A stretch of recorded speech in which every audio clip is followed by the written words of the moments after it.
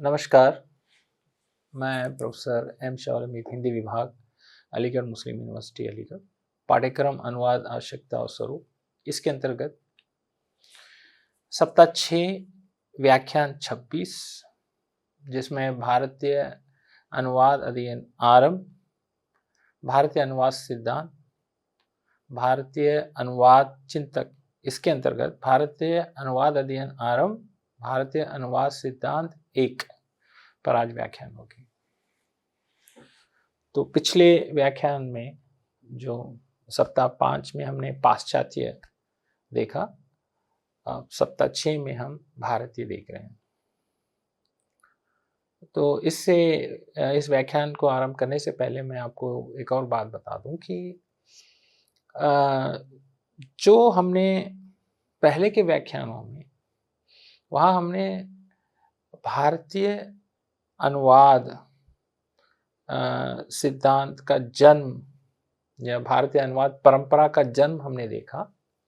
तो वहाँ पे कुछ विषयों को मैंने बोला है, तो वही विषय यहाँ आएंगे। इसको मैंने रोका है, यहाँ पे सीमित कर दिया है।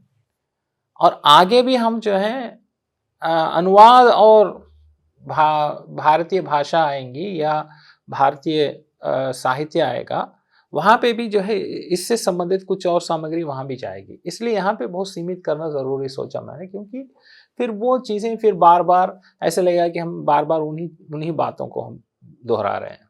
तो मैंने कुछ सीमित किया है, कुछ और चीज़ों को मैंने जोड़ा है, ताकि जैसे जो हमारे जो सिद्धांत हैं उसको मैंने जोड़ा है, ताकि इसमें कुछ नए विषय को मैं बताऊं। भारत एक छोटा सा संसार है, खुद ये एक संसार है भारत पूरे विश्व में। अगर हम देखें तो जहाँ कई भाषाएं बोलने वाले लोग रहते हैं, और इस बीच भावनात्मक एकता और संबंधों को बनाए रखने के लिए अनुवाद की भूमिका और भी बढ़ जाती है। तो यहाँ पे क्योंकि पूरे भारत में कई भाषाएं रहीं, वास्तव में अनुवाद एक मजबूत पुल के रूप में कार्य करता है, मानव के समग्र विकास में मदद करता है। प्राचीन भारत में पश्चिम देशों की तरह अनुवाद कार्य की परंपरा नहीं थी। हिंदी भाषा के विद्वान जो भोलानाथ तिवारी हैं, तो इन्होंने अनुवाद विज्ञान पर भी इनकी किताबें बहुत प्रसिद्ध हैं। तो इन्होंने जो है जब इस सत्य का विश्लेषण करते हुए इन्होंने 3 मुख्य कारण बताए हैं।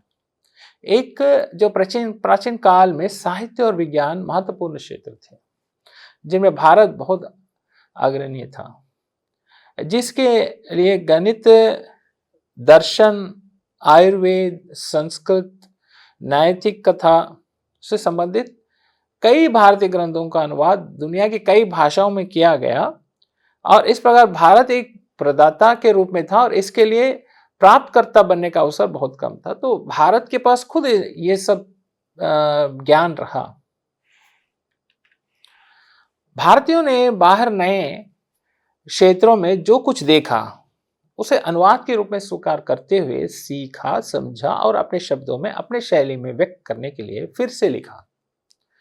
उदाहरण स्वरूप भारतीय ज्योतिष पर उसीरियन प्रभाव तथा रमल शास्त्र पर अरबों का प्रभाव और ज्योमिति पर यूनानी प्रभाव देखा जा सकता है। यह गहरा अंतर्दृष्टि कहीं भी उल्लेख नहीं किया जा सकता है। तो हमें भारतीयों को कोई जरूरत नहीं रही प्राचीन काल में।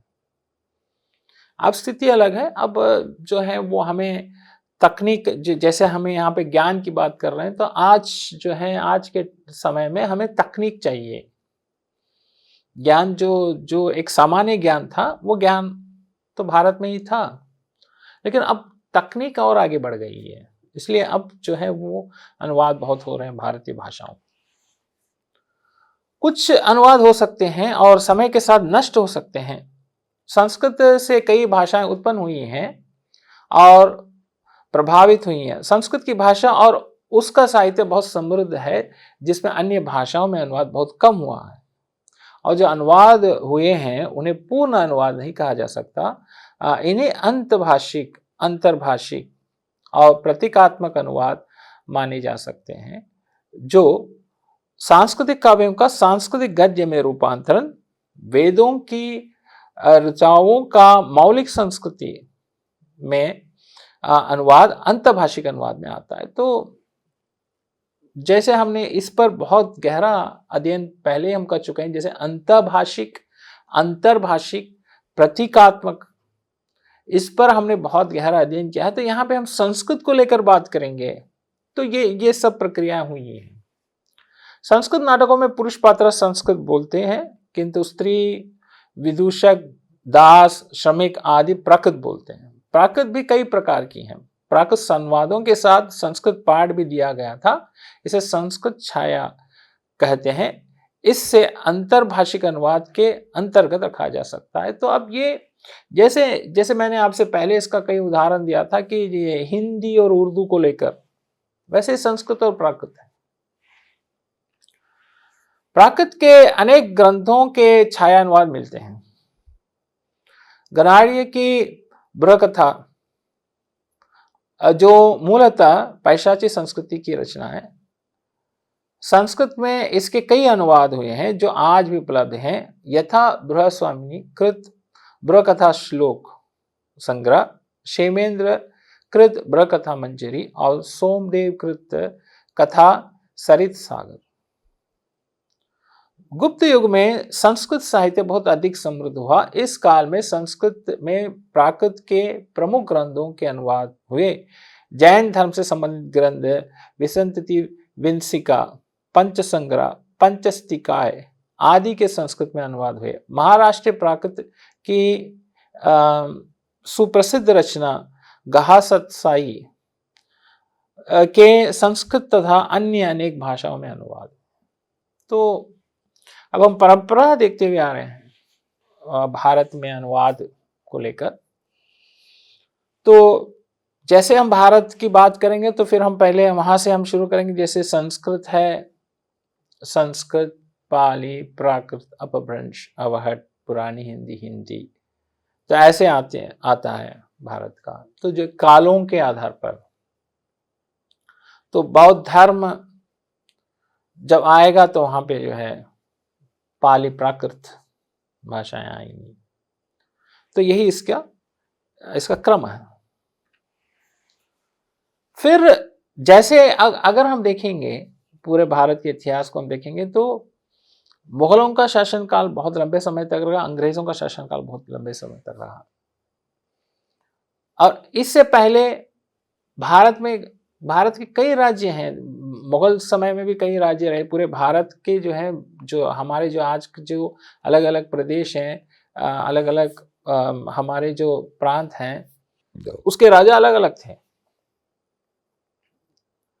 लेकिन जब शासन किया गया तो एक बहुत बड़ा साम्राज्य, जैसे गुप्त काल हम बात करते हैं, मुगल काल बात करते हैं, अब अंग्रेजों का काल बात करते हैं, जैसे हम ईस्ट इंडिया कंपनी की बात करते हैं, ब्रिटिश सरकार की बात करते हैं। तो ये इनका समय बहुत लंबा समय रहा।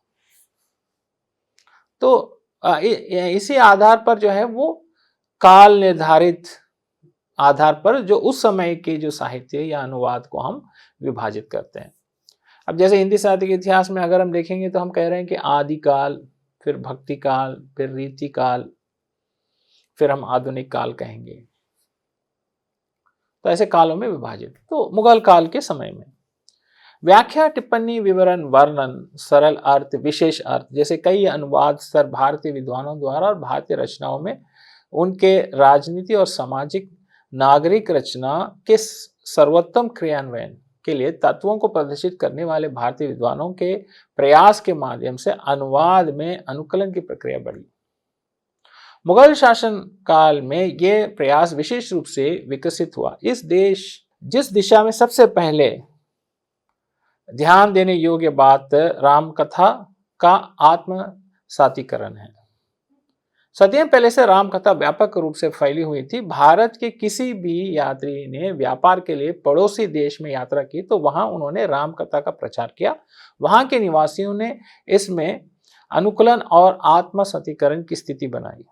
अनुकूलन और आत्मसातीकरण की दिशा में भारत में रामचरितमानस एक अद्भुत उदाहरण है। अब हम जैसे हम बात कर रहे हैं मुगल काल में जो है अनुवाद ज्यादा हुए, तो उसके कई कारण हैं। अनुवाद ज्यादा हुए हैं तो कैसे? एक तो जब मुगल आए तो उनके साथ जो थी वो फारसी भाषा थी, तुर्क भाषा थी, जहां से वहां आए तो एक उनकी भाषा थी। शासन की भाषा फारसी रही, तुर्क रही, फिर फारसी रही। सिर्फ हम मुगल नहीं कह सकते, जो इस्लामिक जो रूलर्स आए, मतलब इस्लामिक जो राजा लोग आए, शासन काल रहा, जो डायनासिटीज रहे, और भारत में कौन सी भाषा रही तब? भारत की भाषा, जैसे हम साहित्य की भाषा बात करें तो संस्कृत, पाली, प्राकृत है, अपभ्रंश, अवहट, पुरानी हिंदी की साहित्य की बात हम करते आए। और साथ साथ हम देखें कि हर एक प्रदेश में, हर एक राज्य में, अलग अलग से राज्यों में वहां की क्षेत्रीय भाषाएं थी, क्षेत्रीय बोलियां थी, जिसमें साहित्य लिखा गया। जैसे गुजराती है, मराठी है, और दक्षिण में जाएंगे तो तेलुगु है, तमिल है, कन्नड़ है, मलयालम है, तो साहित्य उसके हिसाब से लिखा जा रहा था। लेकिन जैसे हम हिंदी की बात अब जब हम कर रहे हैं, क्योंकि हमारा जो अध्ययन है वो हिंदी को लेकर हो ज्यादातर है, हमारा फोकस उसी पर है। भारतीय भाषाओं का अनुवाद पर जब बात हम कर रहे हैं तो वहां पे हम ये देख रहे हैं कि हिंदी से संबंधित वाली चीज पर जब हम बात कर रहे हैं तो जब मुगल शासन काल में उनको इसकी जरूरत ज्यादा रही। जैसे संस्कृत और फारसी का एक दूसरे के साथ संबंध ज्यादा है। फारसी से संस्कृत में, संस्कृत से फारसी में अनुवाद हुआ, कोश बनाए गए। ठीक है, तो अब ये सब चीजें, अब आगे जब अंग्रेज आए तो अंग्रेजों ने भी क्या किया कि अंग्रेजों ने जो है वहां पे दो शैलियां विकसित हुई, एक हिंदी और उर्दू। तो वहां अंग्रेजी के लेकर आए, अंग्रेजी से संस्कृत में, संस्कृत से अंग्रेजी में, अंग्रेजी से हिंदी में, हिंदी से अंग्रेजी में, उर्दू से अंग्रेजी में, बंगला से अंग्रेजी में, ऐसे बहुत सारे अनुवाद हुए। तो आगे हम जैसे करें, जैसे रामचरितमानस को लेकर दें तो रामचरितमानस इतना प्रसिद्ध रहा। तुलसीदास द्वारा लिखित रामचरितमानस एक धर्मनिरपेक्ष ग्रंथ है, जो एक और हिंदुओं के लिए वेद के समान मूल्यवान है तो दूसरी ओर मुसलमानों के लिए कुरान के समान पूज्य का विषय है। इसके महत्व को स्पष्ट करते हुए अब्दुल रहीम खान खाना ने कहा, रामचरितमानस विमल जन जीवन को प्राण, हिंदू अन के को वेद सम, जन वही प्रकट कुरान। रामकथा पर कई व्याख्याएं और पुनर्रचनाएं उपलब्ध हैं। वाल्मीकि रामायण के अलावा मूल रामकथा के आधार पर रचनाओं में आध्यात्म रामायण, आनंद रामायण, अद्भुत रामायण, तुलसीदास द्वारा लिखित रामचरितमानस उल्लेखनीय है। रामकथा के प्रसिद्ध के शिखर को गोस्वामी तुलसीदास द्वारा लिखित रामायण सतकोटि अपारा की पंक्तियों में भी देखा जा सकता है। तो लोक भाषा रामचरितमानस और रामकथा को आम लोगों के बीच बहुत प्रसिद्ध बनाया गया। रामलीलाओं में अभिनय करते समय राधे श्याम कथा के माध्यम से प्रस्तुत की जाने वाली रामकथा की बहुत लोकप्रियता हो गई। कई राज्य भाषाओं में संस्कृत भाषा के आधार पर रामकथा का पुनर्निर्माण किया गया। 9वीं सदी में उड़ीसा में रुईपदवा कत्तेनापदी के रामायण और तमिल में कम्बन द्वारा लिखित कंब रामायण का निर्माण हुआ। रंगनाथ रामायण, मोल्डा रामायण, भास्कर रामायण जैसे ग्रंथ और समय के साथ अर्थात उपनिवेश काल में लिखे गए मैथिली भाषा के रामायण रामकथा के विभिन्न दृष्टिकोण और अनुवाद की सोच के रूप में महत्वपूर्ण उदाहरण है। तो अब यहाँ पे हम जब रामायण की जब हम बात कर रहे हैं, क्यों इसमें मैंने इस संदर्भ में लिया है, क्योंकि पिछले इसमें मैंने उसको छोड़ दिया और आगे हम फिर रामायण पे बात नहीं होगी, तो इस पर अब एक विस्तार से मैंने एक प्रस्तुति दी है, क्योंकि ये पूरे भारत में ये कथा फैली हुई है और रामायण जो है वो एक धार्मिक ग्रंथ के रूप में उसको स्वीकारा गया। तो उसको एक श्रद्धा के साथ लोगों ने उसको स्वीकारा, तो वो कई भाषाओं में उसका वो उपलब्ध है और उसका प्रचार हुआ और मुगल शासन काल में उसको प्रमुखता दी गई। उसका अनुवाद हुआ, महाभारत का, गीता का भी अनुवाद हुआ। भारत में आर्य समाज के विकास के साथ राम कथा का प्रचार भी समग्र जीवन जीने के तरीके में बदल गया, लेकिन मानवता की राम कथा के प्रति मूल प्रेम आज भी पहले जैसे ही है। ये केवल भारत में नहीं बल्कि देशों को प्रभावित करने वाले तंत्रों के लिए भी सत्य है। इंडोनेशिया में रामायण को राष्ट्रीय पवित्र ग्रंथ के रूप में पूजा जाता है। अदालतों में रामायण पर हाथ रखकर शपथ लिया जाता है। इसे ककविन की रामायण कहा जाता है। थाईलैंड में इसे राम किएन या राम कीर्ति कहा जाता है, जबकि कंबोडिया में इसे रामकेर के नाम से जाना जाता है। जावा में के मंदिरों में वाल्मीकि रामायण के रूप में जाने जाने वाले श्लोक मौजूद हैं। लाओस, वियतनाम, सुमात्रा और बाली जैसे देशों में राम कथा की प्रसिद्धि व्यापक रूप से फैली हुई है। तो ये पूरे रामायण को लेकर हमने यहाँ पे एक अंश देखा है जो ये प्रसिद्ध है। मुगल काल में रामायण का फारसी अनुवाद जो है मसीही रामायण प्रकाशित हुआ, जो राम कथा की प्रसिद्धि का आधार है। 1623 में फारसी के प्रसिद्ध कवि शेख साद मसीह दास्तान राम व सीता शीर्षक के तहत रामायण लिखा। उर्दू भाषा में बाबू सिंह बलियान द्वारा लिखा गया रघुवंश उर्दू रामायण। इसमें राम कथा के कुछ संस्करण और उनके स्वामियों की जानकारी भी है। श्रेष्ठ संस्कृत ग्रंथों के अरबिक और फारसी भाषाओं में अनुवाद करने के प्रयास के लिए मुगल सम्राट अकबर ने मकतब खाना नाम से एक विभाग का निर्माण किया। अकबर के वारिस जहांगीर के काल में यह जारी रहा। बाद में उनके पोते दाराशिकों ने इस पवित्र कार्य को प्रगति जारी की। भारत का हजारों साल पुराना इतिहास आज भी फारसी में संरक्षित। महाभारत, रामायण, पंचतंत्र, गीता जैसे ग्रंथों का फारसी में अनुवाद मध्यकाल में और उससे पहले भी हुआ। ईरानी पाठकों के लिए भारत का परिचय समझने में यह अनुवाद सहायक रहा है। तो आप देखेंगे कि मुगल काल में बहुत सारे अनुवाद हुए हैं। ये पिछले अंश में मैंने दाराशिकों पर जो है विशेष रूप से बताया कि उनके समय में कौन कौन सी ग्रंथों का अनुवाद हुआ, वो फिर आगे जो है वो दोहराना हो जाएगा, इसलिए मैंने यही उसको सीमित कर दिया। लेकिन दाराशिकों उनका काम बहुत महत्वपूर्ण है। दाराशिकों ने संस्कृत ग्रंथों को लेकर और धार्मिक वेदों को लेकर उन्होंने बहुत अनुवाद किया है। हुमायूं ज्योतिष और भूगोल में एक उत्कृष्ट विद्वान और पुस्तक प्रेमी थे। उन्होंने दिल्ली के पुराने किले में अपनी निजी पुस्तकालय की स्थापना की। वो हमेशा चयनित पुस्तकों के संग्रह के साथ यात्रा करते थे। उनके समय में ईरान से भारत आने वाले निवासियों को साहित्यिक वातावरण मिला। हुमायूं ने भारतीय साहित्यकारों के साथ एक अलग भारतीय शैली में सबके हिंद नामक नई शैली का निर्माण किया, जिसमें श्लेष, तिथिबंध, व्यंग्य, मूल उपमा और प्रत्यय जैसे महत्वपूर्ण तत्व शामिल थे। इन सभी प्रयासों के लिए गहन अनुवाद विचार और अनुवाद दृष्टिकोण की आवश्यकता थी। गुजरात में सफलता प्राप्त करने के बाद शहंशाह अकबर ने दुर्लभ पुस्तकों की पुस्तकालय को बनाया। अकबर का शासन काल भारत में फारसी साहित्य में पुनर्जागरण का काल था। आईने अकबरी में अकबर के दरबार में जो प्रमुख फारसी कवियों के थे उनसे जो है उन्होंने रखा गया और उनसे जो है बहुत सारे अनुवाद हुए।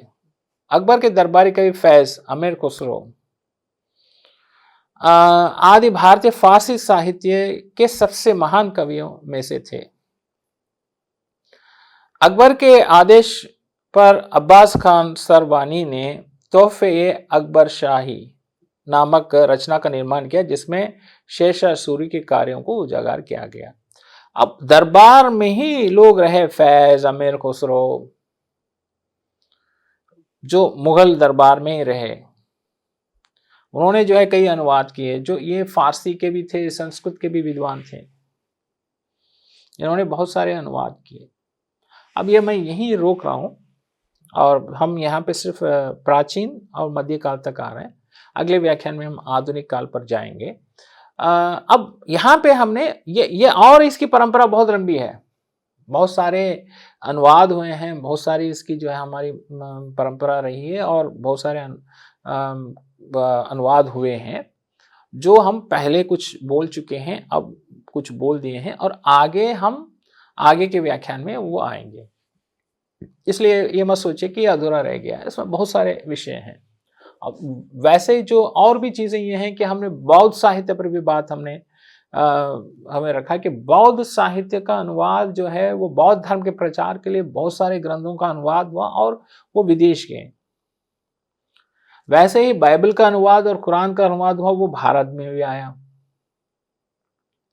तो ये सब बातें हम कहीं ना कहीं पूरे व्याख्यान में आ जाएंगे, इसलिए ये मत सोचिए कि यहीं रुका है, ये आगे कहीं आपको मिल जाएगा। अब हम एक चीज़ जो मुझे ये लगी कि मुझे और क्या बतानी चाहिए, जैसे प्राचीन भारतीय में अनुवाद का उद्देश्य क्या रहा है और अनुवाद के सिद्धांत क्या रहे हैं, इसको लेकर थोड़ा सा बात करने की मैं सोचा, तो इसको मैंने जोड़ा है यहाँ पे। जैसे प्राचीन भारतीय अनुवाद यज्ञ, धन प्राप्त करना, मंगल की भावना जैसे उद्देश्य रहा। इसमें हमें धन प्राप्त करने की इच्छा को त्यागना चाहिए, क्योंकि अनुवादक का मूल उद्देश्य अपने लोगों को विज्ञान, साहित्य आदि के तरीके से परिचित कराना है और इसके माध्यम से उन्हें प्रसिद्धि और सम्मान मिलना है। धन प्राप्त करना एक उद्देश्य के रूप में कम महत्वपूर्ण हो सकता है, लेकिन यह मुख्य नहीं है। प्राचीन अनुवादक विभिन्न भाषाओं में रचनाओं को पढ़ने वाले लोगों को परिचित कराते हैं और उन्हें ज्ञान के नए रूप प्रदान करते हैं। ये प्राचीन उद्देश्य है। और आज के जो आधुनिक उद्देश्य में बहुत सारी और चीजें हैं जो हमने देखा पिछले व्याख्यानों में, कि अनुवादक और अनुवाद को जो प्रकाशित करने वाले जो संस्थाएं हैं वो किन किन विषयों पर ध्यान देते हैं, ये हमने देखा कि वो किस तरह का अनुवादक रहना चाहिए, उसका प्रकाशन कैसे रहना चाहिए और विश्व में कैसे उसका जो है वितरण होना चाहिए उन पुस्तकों का, ये सब हमने पहले ही हम देख चुके हैं। आगे भी हम आगे देखें, अगर हम उसका जो है अवसर मिला तो उस पर भी हम बात करेंगे। लेकिन यहाँ पे क्या है कि उद्देश्य धन प्राप्ति नहीं है, उद्देश्य है ज्ञान का प्रसार है जिससे उनको प्रसिद्धि मिलेगी। प्राचीन भारतीय अनुवाद सिद्धांत, अब प्राचीन भारतीय अनुवाद सिद्धांत क्या है? जैसे हमने पिछले इसमें देखा कि पाश्चात्य अनुवाद सिद्धांत क्या है, हमने देखा। तो अब यहाँ पे प्राचीन भारतीय सिद्धांत क्या है? भारत में अनुवाद सिद्धांत पर विचार करें तो यूरोप में पाए जाने वाली परंपरा का अभाव है। व्यापक भारतीय संस्कृति के निर्माण में अनुवादों की महत्वपूर्ण भूमिका देखी जाती है, लेकिन प्राचीन भारतीय साहित्य में अनुवाद के अन्य देशों की भाषाओं के अनुदित पुस्तकें नहीं हैं। यह इस बात को दर्शाता है कि इस देश का साहित्य ज्योतिष, गणित, दर्शन आदि में दुनिया के अन्य देशों से आगे था। विज्ञान और ज्ञान के क्षेत्र में भारत का वैश्विक प्रभाव था, इसलिए भारतीय विज्ञान अन्य भाषाओं में अनुदित होता रहा और यहाँ इनकी आवश्यकता को नहीं समझा जाता। हमें इसकी जरूरत नहीं पड़ी कि हम दूसरे देशों से हम कुछ ज्ञान प्राप्त करें। एक कारण है कि प्राचीन भारत में अनुवाद सिद्धांतों के बारे में किसी भी तरह की संगठित सोच नहीं थी। हालांकि जब हम प्राचीन अनुवादित पुस्तकों को पढ़ें और विश्लेषण करें तो इससे अनुवाद सिद्धांत की 3 श्रेणियों में वर्गीकृत किया जा सकता है। तो इसलिए कोई खास सिद्धांत नहीं लिख रहे हैं। क्या है? एक अर्थ संप्रेष का सिद्धांत है।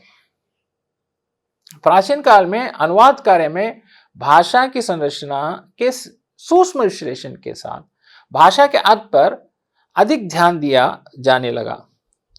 भाषा का यह सूक्ष्म विश्लेषण स्वाभाविक रूप से एक निष्कर्ष के रूप में आ सकता है। इस युग के विद्वानों ने शरीर और आत्मा के संबंध को स्पष्ट करते हुए अनुवाद को एक आत्मा को प्राथमिक शरीर से निकालकर दूसरे शरीर में प्रवेश करने का पुनर्जन्म के रूप में माना। उनका विचार था कि प्रत्येक चिन्ह केवल अपने संदर्भ से अर्थ प्राप्त करता है, इसलिए एक भाषा के चिन्ह के लिए कई अर्थ हो सकते हैं और होते हैं। इस प्रकार उन्होंने अपने अनुवाद प्रक्रिया में किसी भी प्राथमिक पाठ में प्रयुक्त भाषा चिन्हों के संदर्भ आधारित अर्थ को ध्यान में रखते हुए ऐसे भाषा चिन्हों का चयन किया जो दूसरी भाषा की संरचना में उस अर्थ को प्रदान करने में सक्षम थे। यदि इस युग के अधिकांश विद्वानों के अनुवादित कार्यों का अध्ययन किया जाए तो उन्हें दृष्टिकोण में अर्थ को सुरक्षित रखने के तरीके से किसी अन्य भाषा में परिवर्तन करना ही अनुवाद कहा जाता है। तो अर्थ पर और अर्थ संप्रेषण पर ध्यान दिया गया। इससे यह संकेत मिलता है कि अर्थ की उपस्थिति को भाषा से अलग माना गया। अनुवाद के इस अर्थपूर्ण सिद्धांत के विकास के साथ भाषा के विभिन्न अर्थों का विश्लेषण और भी गहरा हुआ और भाषा में दार्शनिक अर्थ, वाक्यात्मक अर्थ, भावनात्मक अर्थ, लक्षणात्मक अर्थ, व्यंग्यार्थ आदि के बारे में भी व्याख्यान की जाने लगी। उदाहरण के लिए भारतीय ग्रंथों के फारसी अनुवाद में अर्थ संप्रेषण के सिद्धांत का पालन किया, जैसे कि अब्दुल फजल कासिम बेग, नबी खान, मुल्ला शाह मोहम्मद जैसे कई संस्कृत ग्रंथों के उदाहरण के लिए हरिवंश पुराण, महाभारत, पंचतंत्र के फारसी अनुवाद प्रदान किए गए, जिसमें अर्थ को सुरक्षित रखने के तरीके के नए नए शैलियों को प्रस्तुत किए गए। भाई अर्थ की प्रधानता दी गई है। दूसरा है व्याख्या का सिद्धांत। पश्चिम विद्वानों में कई लोगों का मानना था कि अनुवाद मूलतः व्याख्या है। नायडा इस विचार की पुष्टि करते हैं कि अनुवाद में कुछ न कुछ व्याख्या होती है, और इन विद्वानों का तर्क यह है कि एक ही सामग्री के दो अनुवादकों द्वारा किए गए अनुवाद में भिन्नता यह दर्शाती है कि प्रत्येक अनुवादक उस सामग्री व्याख्या कर रहा है। तो ये हम पश्चिम में भी जो है इस पर हम विचार किए हैं, और यहाँ भी हम बात कर रहे हैं। जैसे एक सामग्री है, उसका जब हम अनुवाद कर रहे हैं, 3-4 अनुवादक हैं वो अनुवाद कर रहे हैं, तो वो उसमें भिन्नता दिखाई देती है कि उसमें समानता नहीं दिखाई देती है। अनुवाद की परिभाषा से भाष्य की श्रेणी में लाती है। प्राचीन भारतीय अनुवादित साहित्य को देखते हुए अनुवाद का यह सिद्धांत वेदों से आया, जिससे बाद में पश्चिम दुनिया ने पहचाना। मूल पाठ में कुछ विशेष उदाहरण पाठ या शब्द होते थे, जिनका व्याख्या करना अत्यंत आवश्यक था। ऐसे किए बिना सामग्री का आदान प्रदान करना कठिन कार्य था, विशेषकर वेदों, पुराणों, ब्राह्मण ग्रंथों, उपनिषदों जैसे अनुवाद में। इस दृष्टिकोण में संस्कृत साहित्य में भाष्य और टीका की विशाल परंपरा को देखा जा सकता है। इस परंपरा का विस्तृत विवरण दिए बिना यह कहना पर्याप्त है कि अकेले शतपथ ब्राह्मण पर अनेक भाष्य और टीकाएं मिलती हैं। अब ये व्याख्या पर हम बात कर सकते हैं, क्योंकि टीकाओं की व्याख्या हुई, ठीक है। तो ये भारत में परंपरा रही।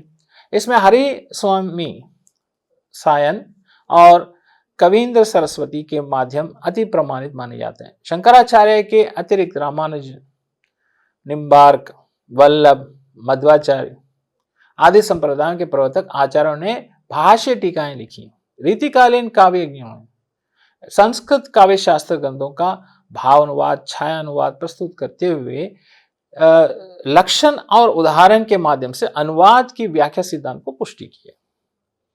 मनुदत्त की रसमंजरी, मम्मट के काव्य प्रकाश, विश्वनाथ के साहित्य दर्पण आदि आचार्यों के ग्रंथों का व्याख्यानपरक अनुवाद केशव, चिंतामणि, भूषण, मतीराम, सोमनाथ, कुलपति आदि रीतिकालीन आचार्यों ने रस, नायक नायिका भेद, अलंकार, छंद आदि लक्षण ग्रंथ को हिंदी में प्रस्तुत करते समय इन्हीं व्याख्यानों या टिप्पणियों की प्रधानता की गई है। तो टिप्पणी और व्याख्या के बिना नहीं है। जैसे हमने कहा कि जैसे पहले से हम भारत की परंपरा पर बात हो रही है, तो वहां पे ये हुआ कि जैसे दोहराया जाए, पुनः कहा जाए, ये अनुवाद है, व्याख्या किया जाए टीकाओं की। तीसरा समतुल्यता का सिद्धांत। अनुवाद प्रक्रिया में अनुवादक को 3 चरणों में होना चाहिए: विश्लेषण, अंतरण और पुनर्गठन। शोध भाषा में पाठ की मूल भावना को समझने के बाद उसी सामग्री लक्ष्य भाषा में आंतरिक रचना में परिवर्तित की जाती है। इस अंतरण प्रक्रिया में स्रोत भाषा और लक्ष्य भाषा में अर्थपूर्ण अभिव्यक्तियों को भाषा, शैली, सामाजिक परंपरा और सौंदर्य शास्त्र के आधार पर प्रस्तुत किया जाना चाहिए। इस आधार पर अनुवाद केवल एक सरल नहीं बल्कि एक जटिल संरचना है। शोध भाषा के मूल पाठ और लक्ष्य भाषा के अनुवादित पाठ सभी एक समान नहीं हो सकते। फिर भी अनुवादक को लक्ष्य भाषा के अर्थ को शोध भाषा के अर्थ के आधार पर यथासंभव सटीकता से प्राप्त करना चाहिए। अर्थ के इस निकटतम समन्वय को समतुल्यता कहा जाता है। वास्तव में समतुल्यता शब्द गणित से आया, इसमें समानता की खोज की जा रही है। तो यह पाश्चात्य समतुल्यता से इसका संबंध हम देखेंगे, तो भारत में भी जो है वो समतुल्यता रहा। इस संदर्भ में मूल पाठ और अनुवादित पाठ पूरी तरह से समान नहीं है, लेकिन समतुल्य और सममूल्य मूल स्थिति के साथ है। इसलिए समतुल्यता का ये सिद्धांत पारंपरिक भारतीय अनुवादों में लागू होता है। यहाँ अनुवादक शोध भाषा के अर्थ के आधार पर गुणों को लक्षित भाषा में अर्थ के साथ निकटता से रखते हैं, जो उनके सफल अनुवाद कार्य के लिए एक मजबूत आधार प्रदान करता है। समतुल्यता के इस सिद्धांत का उदाहरण रामचरितमानस में देखा जाता है, जिसमें तुलसीदास श्रीमद् भगवद गीता की पंक्तियों का समतुल्य और समूल्य मूल के रूप में अनुवाद करते हैं। अब्दुल रहीम खान अपने संस्कृत कौशल के कारण संस्कृत साहित्य में श्लोकों का समतुल्य अनुवाद प्रदान करते हैं, जिनमें संस्कृत और ब्रज भाषा के अर्थ का एकीकृत उपयोग स्पष्ट है। उदाहरण के लिए प्रसंग भरणम का संस्कृत श्लोक। इस प्रकार हम समतुल्य के सिद्धांत के संपूर्ण ज्ञान से देखते हैं कि हमें पता चलता है कि ये कई आयामों पर आधारित है।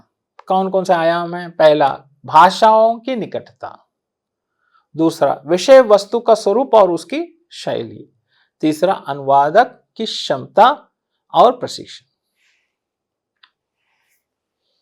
अंत में प्राचीन भारतीय साहित्य का अनुवाद बहुस्तरीय एवं बहुआयामी है। प्राचीन भारतीय अनुवादक किसी विशेष सिद्धांतों को आधार मानकर अनुवाद में संलग्न नहीं हुए। उनके अनुवाद कार्य उनकी क्षमता, कौशल और प्रशिक्षण के माध्यम से सफलतापूर्वक पूर्ण किए गए। लेकिन यदि हम विश्लेषण करें तो उनके अनुवाद कार्य में पश्चिमी अनुवाद सिद्धांतों से भिन्न पहलू प्रकट होते हैं। प्राचीन साहित्य की तरह वेद, पुराण, ब्रह्म, उपनिषद, संस्कृत नाटक, नीति काव्य, महाकाव्य, काव्य शास्त्र ग्रंथ आदि अपनी विशिष्टता के साथ मौजूद थे। इन प्राचीन अनुवादकों में दो भाषाओं का संघर्ष, अनुवाद की विशिष्टता और उसकी अनुभवात्मकता और अनुवाद की धारणा, रूप की सौंदर्यात्मकता और उनके भाव अभिकर्ता में परिवर्तन ने एक विशिष्ट कार्य को बनाया। इन अनुवादकों ने अपनी उत्कृष्ट क्षमता, कौशलता और प्रशिक्षण के आधार पर भारतीय साहित्य को बहुत श्रेष्ठ और मूल्यवान तरीके से प्रस्तुत किए हैं, जिसके लिए भारतीय समाज इन्हें कृतज्ञता व्यक्त करता है। तो यहाँ इनकी प्राचीन भारतीय सिद्धांतों पर आधारित जो अनुवाद हुए हैं वो सराहनीय हैं, विशिष्ट हैं। तो आज का व्याख्यान यही समाप्त होता है। संदर्भ पुस्तक और अन्य प्रकाशन और संदर्भ के अन्य प्रकाशन जैसे अनुवाद सिद्धांत एवं प्रविधि भोलानाथ तिवारी, अनुवाद विज्ञान की भूमिका कृष्ण कुमार गोस्वामी, अनुवाद सिद्धांत MTT 10 IGNOU, वेबसाइट पर उपस्थित अन्य प्रकाशन से सामग्री को संदर्भ के रूप में लिया गया है, इसमें प्रस्तुत किया गया, इसमें जोड़ा गया है, उदाहरणों को लिया गया है, इसमें प्रस्तुत किया गया है, ताकि इस व्याख्यान को आप लोग अच्छी तरह से समझ सके और मैं आप लोगों को अच्छी तरह से समझा सकूं, ताकि आप इस पाठ्यक्रम को और अच्छी तरह से समझें, अनुवाद को और अच्छी तरह से समझ पाएं। आज का व्याख्यान यही समाप्त होता है। धन्यवाद, नमस्कार।